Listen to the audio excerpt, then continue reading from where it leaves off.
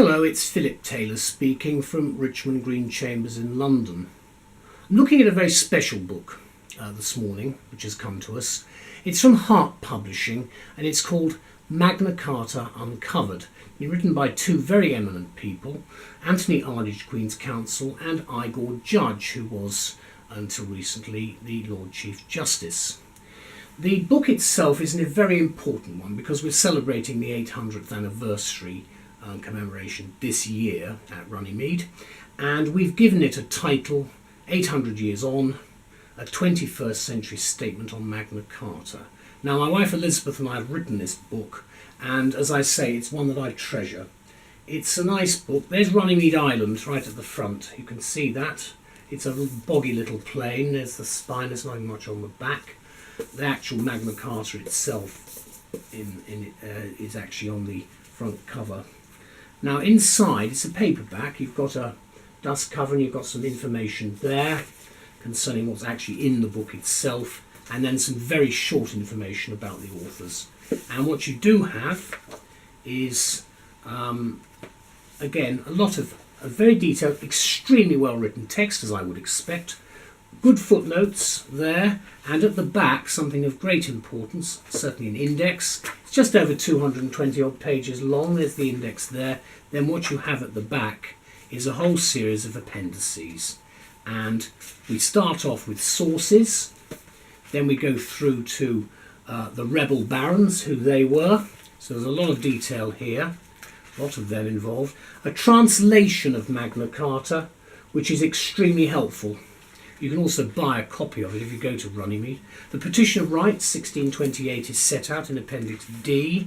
The Bill of Rights 1689, Appendix E. And the Bill of Rights 1789 from the United States, Appendix F. Then there's a very detailed bibliography. I'm very impressed with this book. It's, I think, a leading authority. There's a nice little statement at the front. Then there's the main front page. Acknowledgements. They've done a lot of research. These people are very, very well known, a very learned gentleman. That's the contents page itself.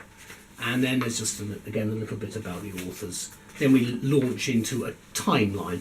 Now, the timeline is well worth looking at because it runs all the way through the start of Henry II's reign, and then the way it all sort of ran through until they chased John to Runnymede, and then what happened afterwards, and all the attempts to stop it, and all the other things.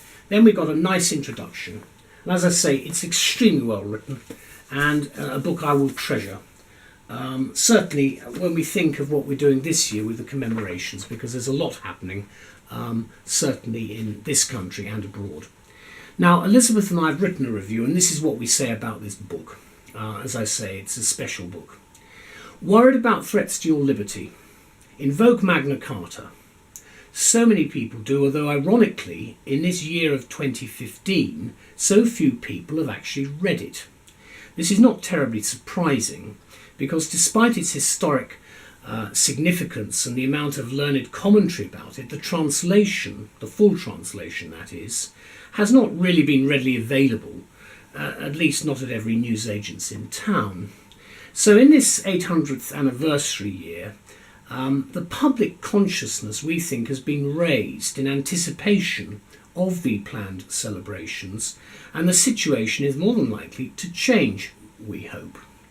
You can now read Magna Carta in its magnificent entirety in the aptly named Magna Carta Uncovered, a new book from Hart Publishing, co-authored by the former Lord Chief Justice, Igor, Lord Judge, and Arlidge, Queen's Counsel.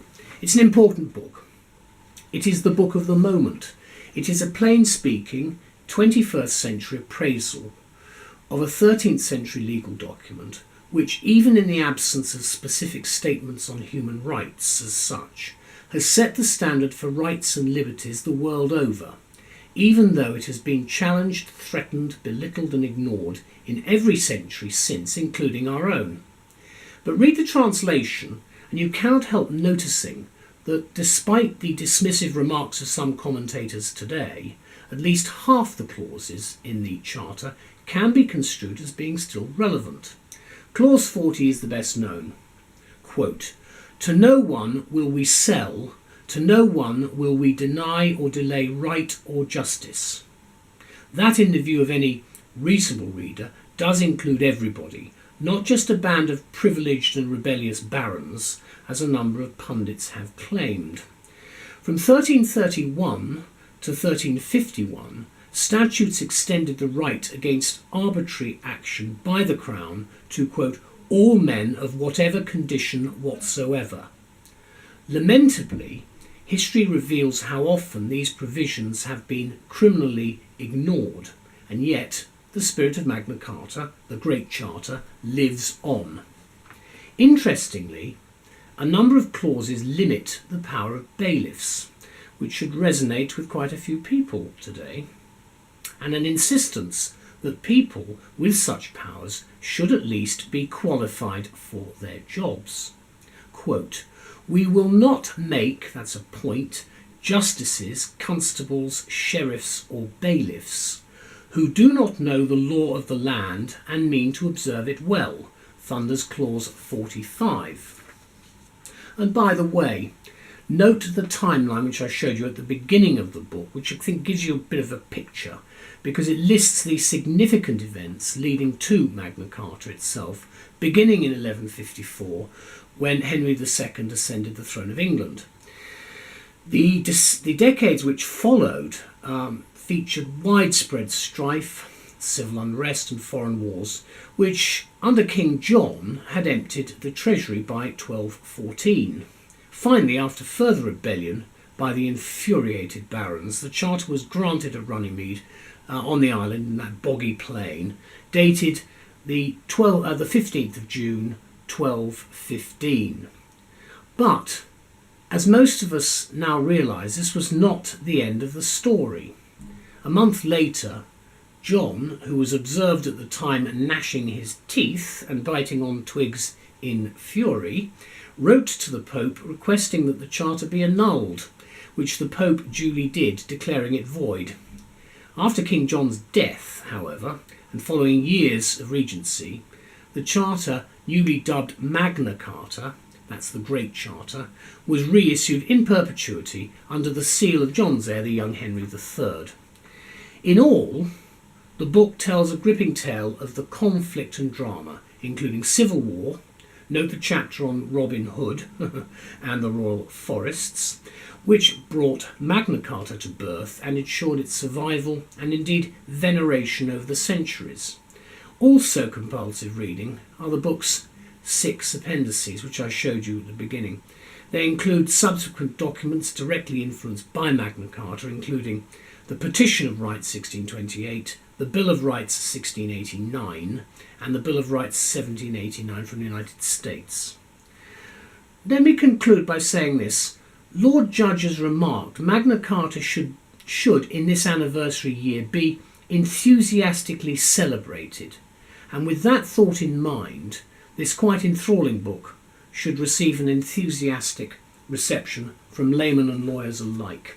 And I think this book is actually very appropriate for any general readership, and in fact Hart are to be absolutely congratulated for producing such an excellent work. There it is, a rather nice Runnymede with a river in the background and the island itself. It's very boggy there. You do need Wellingtons if you go. There's the index again at the back. Let me just show you the timeline again, because that is important.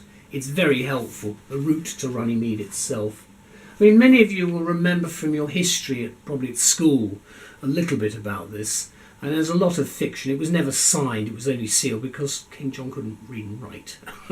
He knew enough, though, to take all the money and then lose it in the wash. There are the footnotes. There are lots and lots of footnotes, which are extremely helpful. But as I say, they've done a huge amount of work on this book. And then again, just to remind you, the Bill of Rights, 1689 there. And finally, the Americans, who have taken this very much to their heart. This is the 1789 version. And in fact, the commemoration at Runnymede is not shown in this picture, but the actual commemoration itself was produced by the American Bar Association. It's an interesting place to go to, and this is a very important charter. John loved to produce charters, lots of charters in lots of English towns and villages, including the one I was born, in Amersham, granted for fairs, all this sort of stuff. But this charter stands out as the best. So thank you to the two authors and Hart. Do read this book if you can, and just remember what we went through 800 years ago and where we are today. We must keep these great rights that we have. Thank you so much. Bye-bye.